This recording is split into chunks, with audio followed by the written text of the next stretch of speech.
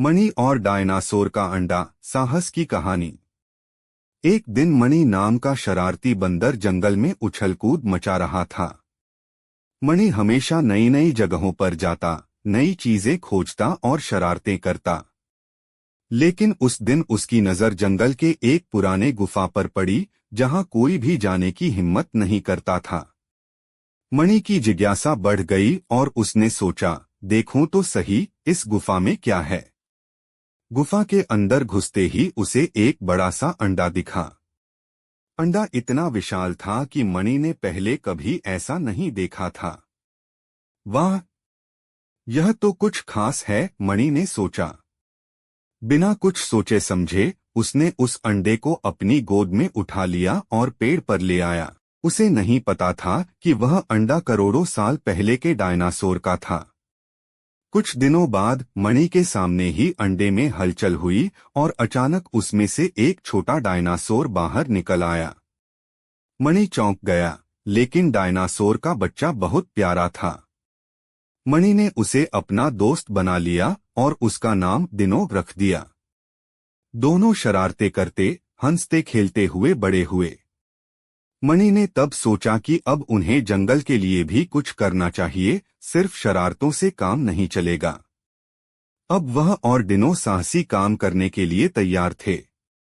मणि और डिनो की जोड़ी अब जंगल के बहादुर रक्षक के रूप में पहचानी जाने लगी थी।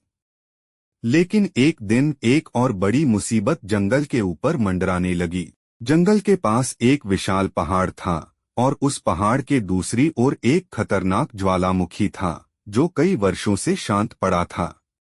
अचानक उस ज्वालामुखी में हलचल होने लगी और जंगल में सभी जानवरों के बीच दहशत फैल गई। आसमान में काले धुएं के बादल छाने लगे और जमीन से हल्के कंपन होने लगे। जंगल के बड़े बड़े पेड़ हिलने लगे और जानवर इधर-उधर भागने लगे।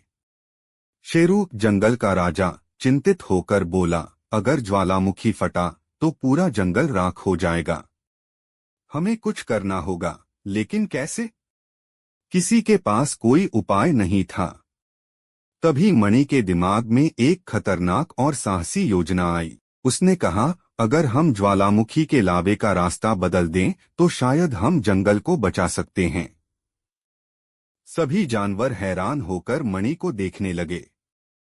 शेरू बोला, यह बहुत खतरनाक है मणि। अगर जरा सी भी चूक हुई तो तुम और डिनो दोनों खतरे में पड़ सकते हो। लेकिन मणि ने ठान लिया था। उसने डिनो की ओर देखा और कहा, तुम्हारी ताकत और मेरी चालाकी मिलकर कुछ भी कर सकती है। डिनो ने भी सिर हिला दिया, मानो वह तैयार हो। मणि और डिनो ज्वालामुखी की ओर चल पड़े। रास्ता कठिन था, चट्टानों से भरा हुआ और हर तरफ धुएं का गुबार। ज्वालामुखी से गरजती आवाजें सुनाई दे रही थीं, लेकिन मणि का हौसला कम नहीं हुआ। डिनो अपने मजबूत पैरों से चट्टानों पर चढ़ रहा था और मणि उसकी पीठ पर सवार था। ज्वालामुखी के पास पहुंचने पर मणि ने देखा कि लावा धीरे धीरे ऊपर आ रहा था। उसके पास बहुत कम समय था।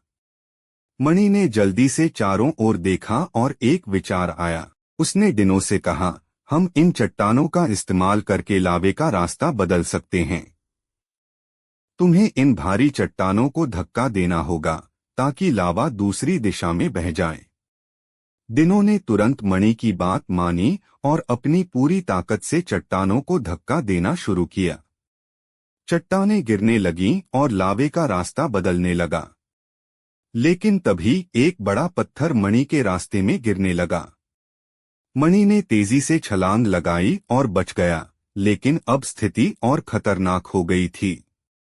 लावा तेजी से ऊपर की ओर बढ़ रहा था। मणि ने चिल्लाकर कहा, डिनो, हमें और तेजी से काम करना होगा। डिनो ने आखिरी जोर लगाया और बड़ी चट्टानों को लुढ़काकर लावे का रास्ता पूरी तरह मोड़ दिया। लावा अब जंगल की ओर नहीं जा रहा था, बल्कि दूसरी दिशा में एक नदी की ओर बहने लगा, जहां वह धीरे धीरे ठंडा हो गया। जंगल बच गया था। जब मणि और डिनो वापस लौटे तो सारे जानवर उनकी बहादुरी पर गर्व महसूस कर रहे थे।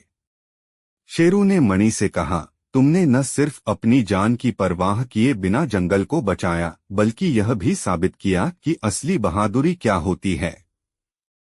उस दिन से मणि और डिनो सिर्फ शरारती साथी नहीं, बल्कि जंगल के सबसे साहसी और सम्मानित रक्षक बन गए। और हर कोई जानता था कि जब भी मुसीबत आएगी, मणि और डिनो सबसे पहले उसका सामना करने के लिए तैयार होंगे।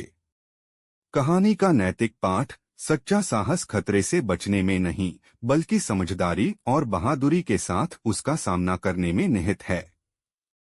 मणि और डिनो जैसे सबसे छोटे प्राणी भी एक साथ काम करके और निडर होकर सोचकर महान चीजें हासिल कर सकते हैं।